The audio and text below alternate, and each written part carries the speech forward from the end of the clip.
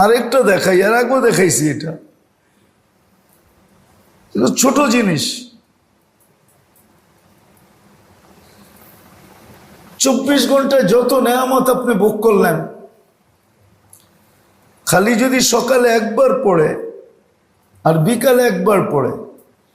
সকালে পড়বে এইভাবে, আল্লাহুম্মা মা আসবাহা বি মিন নি'মাতিন আও বি আহাদিন মিন খালকিকা ফামিনকা ওয়াহদাকা লা শারীকা লাকা ফালাকাল হামদু ওয়া লাকাশ শুকর। একবার পড়লো,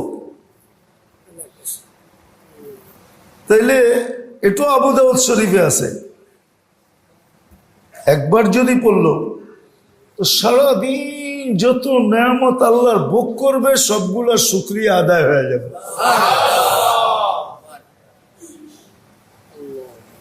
তো কঠিন না সহজ?